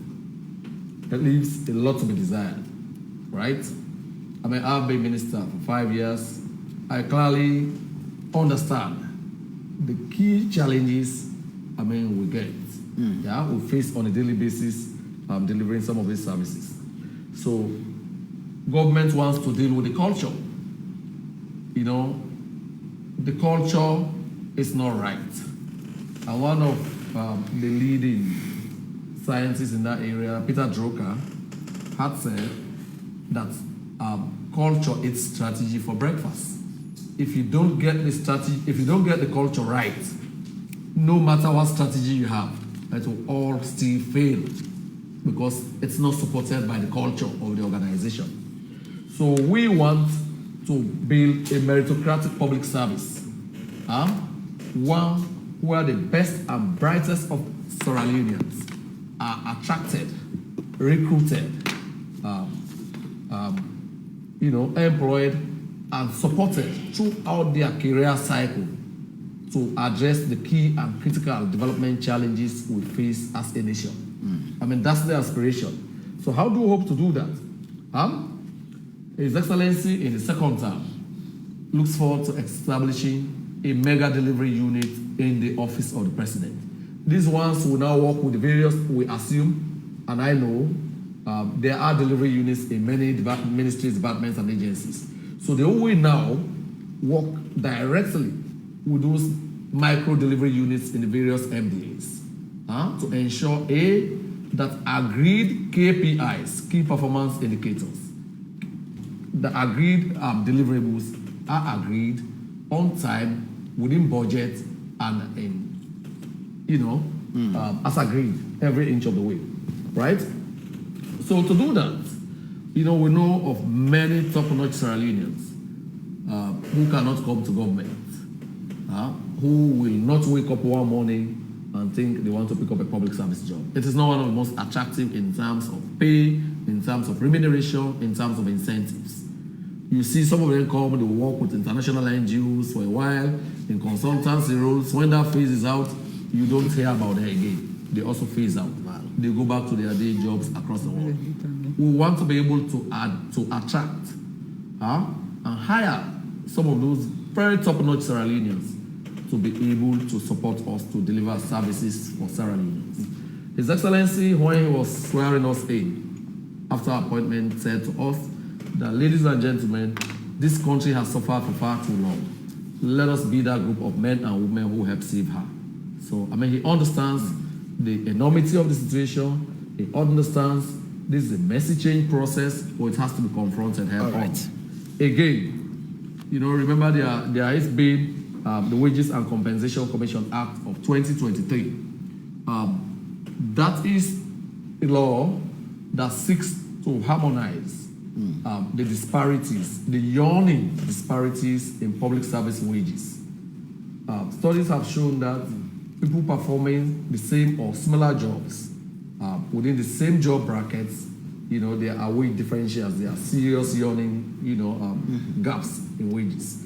So this seeks to address that and to properly incentivize people so that people get remunerated for what they deliver and not just for years of service to the job. Yeah? All right. So that's another one. We also want to deliver an electronic management system, personnel management system. Already, we have been able to pilot in 24 MDs. I say pilot deliberately. We did not roll it out because we had a dearth of resources to roll it out across MDs. It would have been so unfair to roll it out in 24, to begin to implement it in 24 MDs while the rest of the others, were having a free pass. So in the second term, we already have funds, we have resources to roll it out across all government departments and through some hospitals, right? So that, people are tracked who come to work and who deliver what they are paid for, right? We also note that the recruitment process starts with, advertisements, people come to take public service exams. We want to ensure that we standardize those examinations so that we are only able to attract the very best that Sierra Leone can offer. All right. Because this is not something to joke about. These people come to deliver services for Sierra Leone. All right. Very recently, there was this, let me share this quickly. Please, quickly, yeah. There was this story of somebody who, it was a WhatsApp story. It was set in Nigeria, for want of, so that we all get it in context. Two ladies who had something like sex for grades back then. They went through nursing school. One was posted to the biology teacher's village. The biology teacher's mom got very sick, and that was the nurse in charge. I mean, you can imagine, because she did not pass properly, it was sexually transmitted grade or degree or something. She administered the wrong drug to that patient. The biology teacher's mom died. He arrived at the funeral home, was told the mom could not make it, who and who treated her, and they showed her the students. He literally wept, saying, I killed my mom several years back. So this is why we have to bring efficiency into everything we do. Okay. It might come back to haunt us. That is where Mr. Tommy's assertion of the family comes in. Parents have to be parents. Parents have to be responsible parents. Parenting is collapsing. Even as we talk about free quality education, if you do not allow contact, if your kids do not have contact with their books when they return home, you expect them to help you pay your money, you expect them to contribute to the running of the home, then we got it so disastrously wrong. All right. Right? The other time, I think Blacker, there's some guy in town, they call him Blacker. I mean, this town literally celebrated, I think he had something like a girlfriend. This city celebrated that. They put it all over the place. They contributed money for. All right. How is that kid? Should there be an accidental kid? All right. How is this society going to look after that? We don't care about that. Continue. We don't ask the tough right questions. Let's hear from Andrew. How would that help the development of the state in the next 5 years, when and if the SLPP is re-elected into power, revamping the public service architecture? We saw, for example, when the president won, I mean, he was visiting offices unannounced, trying to see whether or not people were, but that did not live for long. So now promising that he needs to revamp that particular sector so that service can be delivered and by people who deserve and who can deliver those services. What would it bring to the sector, to the entire governance landscape? I think it's a very crucial area. I think this is at the heart of governance, reform of the public service sector. I'm as passionate about this just as I'm passionate about Wanjaman. Do you know Wanjaman? So, the manifesto clearly laid out this thing about meritocracy.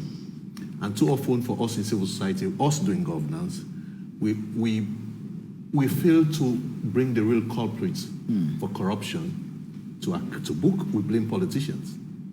And from one political class to another, we have a public service architecture that remains that is inefficient, that is inept. Too often, I don't want to use the word corruption, but for all of these ills. So, I mean, we can critique the issue of the delivery unit any day, because there's one thing about reforming the public service and producing a delivery unit to deliver services. So I think that's really for another day. Another day. Yeah. So there's this question of recruitment. The whole question of recruitment comes to mind. Samuel, if you have calls to recruit in the public service or the public sector, then you know how difficult the politics of Sierra Leone is. And too often we see this to be very simplistic. You know, we're going to create meritocracy, but believe me, the whole politics of public sector reform is the politics of reform 101. It is difficult for APC to touch people in Bombali. It is difficult for SLPP to touch people in Bo and Kennyman. This is the challenge. You have people that campaign for you, they brought you in power, there are limited jobs, just few jobs. What can you do about it? So when you talk about the public sector reform, I think there is some hard truth that has to be told as to where do we start? How do we move? So there's this I think the first thing, we dealt with this a little bit when discussing this whole thing about youth employment. It's a perception thing that if I dance around SLPP, if they come to governance, you know, we're in control. So I think at the heart of public sector reform, there must be some understanding on the part of people who are in governance that some people have to lose. Some people, so the whole question of political will, who is ready to tell to their supporters, we actually, and when you talk about meritocracy, Mr. Minister, you're actually talking about taking the best and the brightest. That's what I said. So it means if the best, you know, technician is from Bombali, that technician has to be recruited because that's the only person to fix the issue. So how do we cannot talk about public sector reform, public sector service reform without talking about cohesion. Because at the heart of all of this, if APC is in power and they see their government employing the Southeastern and say, no, then people under them qualify. You know what? If SLP is in power, they see their government employing people from the other part of the country, it will be a turn-off to supporters. So I think where it takes leadership for public sector reform is really when we face the hard truth that the best way to fix the country is when we take the best. And one of the ways we've seen that happening in other countries is to make performance open. That this person was not sacked because he's from Kenema. This person was sacked because he was given an assignment and these are the results to be delivered, but he did not deliver it. Okay. I know it will start with challenges, but over time, we'll come to the realization that we've taken the path to meritocracy. If you are in that position and you do not deliver, you'll be given the exit door. So I don't know whether 5 years would be enough to do all of this, but from what we are seeing, like I said, when you look at all of the five the game changers, this could be a very big game changer for positioning government to deliver. When you look at the MCC, one of the biggest cause that Sierra Leone has failed too often is government effectiveness.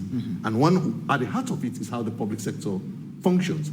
Right. We have a less corrupt public sector. If you go to public institutions at 2 p.m., I don't want to name the friend on TV. I always go there and meet him sleeping. And his door is closed. He just puts his feet on his table and just relax in his swivel chair, sleeping. So how do you, and this is where government has to help us. You have to give the result to the public, and the public holds the public sector to account. All right. Let's hear from Valnora. I'd like to come from the background that both my parents were in the public service. My father was at what they call the Establishment Secretary's Office. I think that's the Human Resource Office now. And then my mother used to work at the Sierra Leone High Commission in the UK, and then they called it the Foreign Office then. And so the Foreign Ministry now in Sierra Leone for several years. She worked at what we call EDSA now as well. And when I was speaking again about role models, Role models could be anyone. They could be external, they could be your family members. So if I had, the interesting thing, I think it's only one of my sisters who worked in the public service as a medical doctor. But the others are in the private sector. But those were role models in terms of the culture, their orientation of what being a public servant entails. And it's good, it is a focus because it's the backbone, and it should be, I think the public service should be the entire delivery team for any government to deliver. So having a special one somewhere, not too bad, maybe like a think tank level, but the actual delivery has to come from the public service because actually they're supposed to be there even beyond a government. And that's how a country can grow and move forward. One of the key things any government needs to address is the politicization of the civil service, the public sector. And I do recall I was in a meeting, even an MP said, that's one of the biggest problems we have in Sierra Leone. The civil servants are more political than the politicians themselves. And that's one thing we need to break. Based on merit, we have applied. Check, what's your requirement? And you employ. We are where the politics comes in. I win the election, Tommy is my friend, Andrew is my friend, but honestly, I would take them based on credit. Where are they best suitable? That doesn't mean those who are not, I don't know, who have applied will not have an opportunity. I will not start looking at all those who are from Waterloo, York, Kent, and Sussex. I'll start looking at those in Bafodia and Kubola and Sefadu and Sulima and wherever.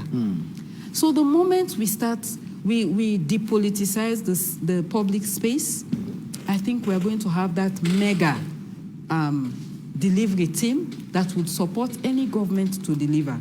The orientation of the institutions where a lot of public people find themselves also affects their output. So you come in, even when we talk about the youth, they should be also people we want to consider.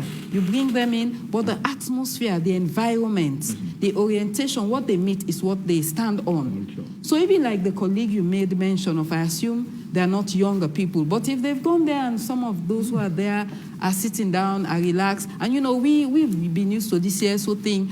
At 9 o'clock, you are still working. Something needs to be done. You stay at the office until it's done because you have to deliver. You have a target. If they're in that environment where the culture does not nurture that, they don't have examples to emulate, then, you know, all this energy would be a problem. So those are issues whilst we are looking at pay, training, recruitment based on merit. There is the orientation, the human resource people call it the culture of these public spaces that needs to be nurtured and the right culture inculcated. All right.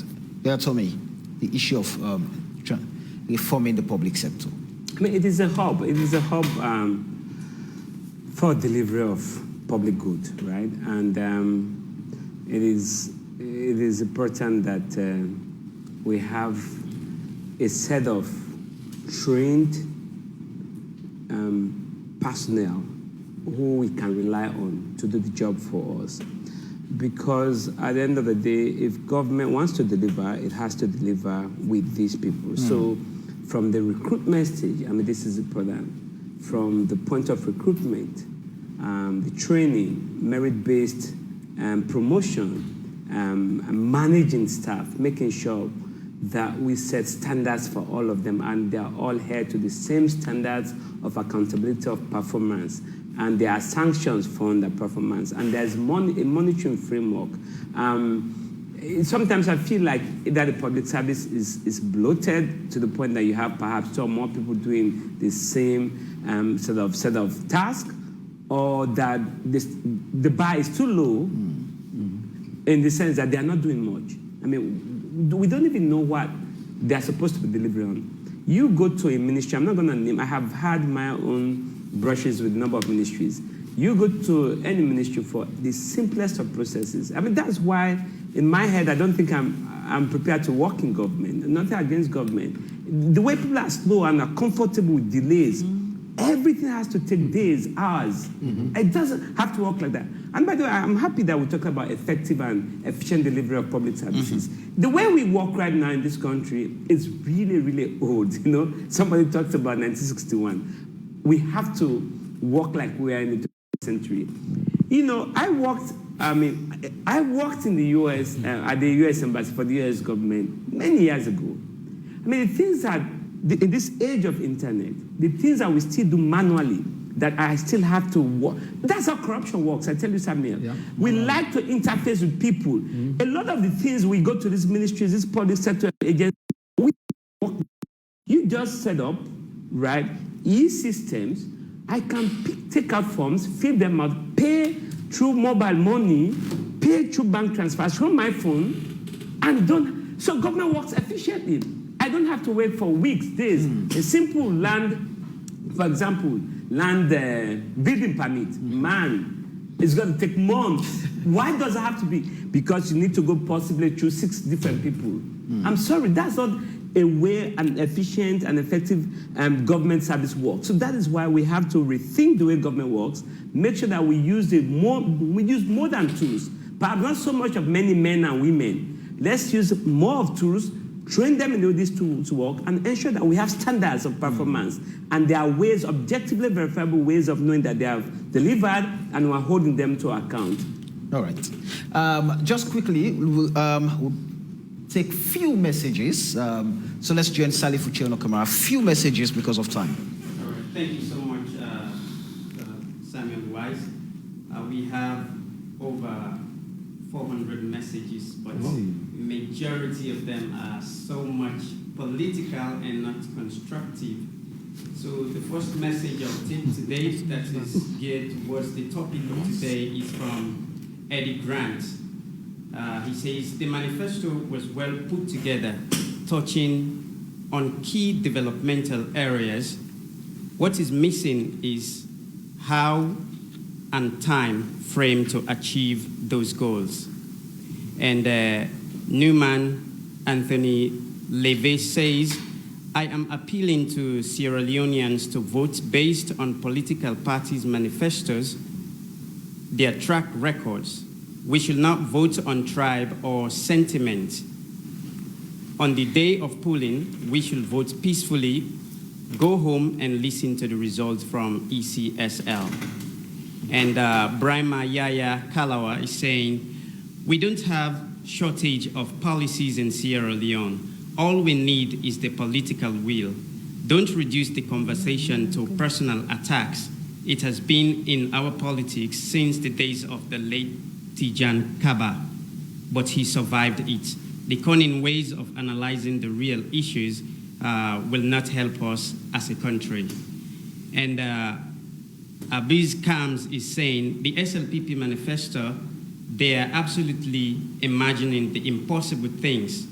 All Sierra Leoneans should realize that there's nothing realistic in their manifesto. Mada told us the people need change because they are tired of buying a bag of rice at 250,000 leones. But right now, it's over triple, it's over 650,000 leones. And because of time, I'll just take the last one.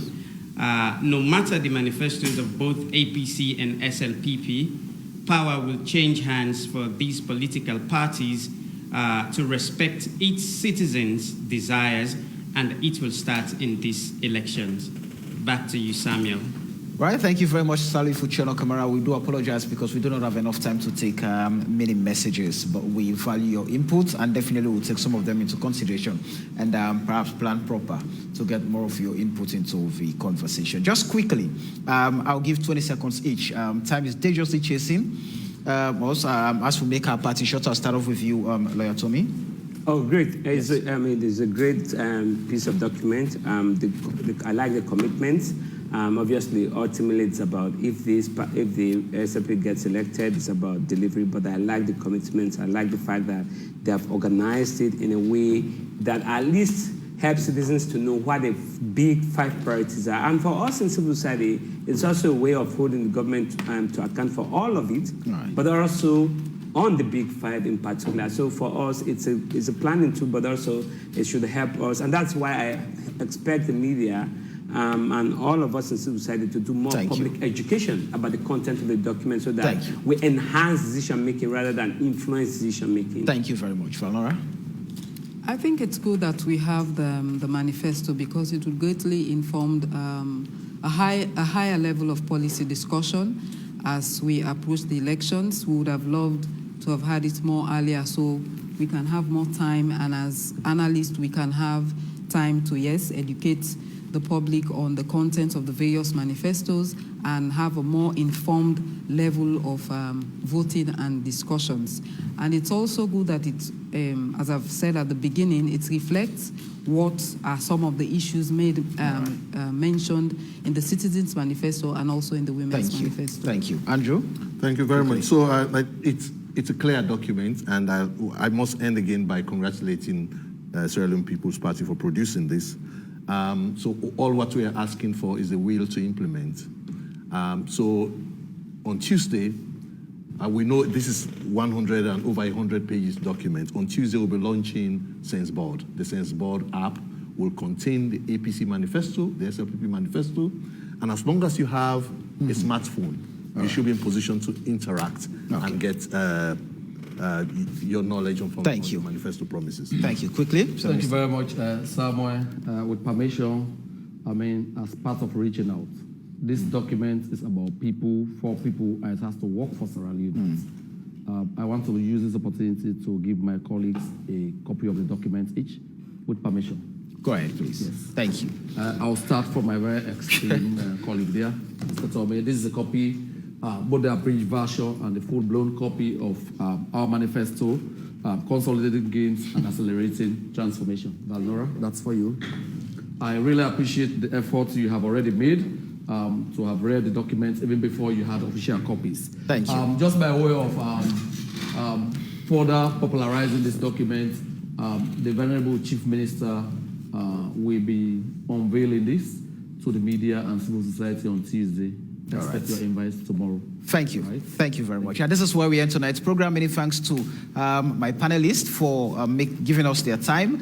And I've enjoyed the privilege of your time tonight. Thank you very much. Until we meet again next week here on AYV on Sunday, my name is Samuel Wise-Bangura. Up next is our AYV Primetime News. Take care of yourself and have a lovely night.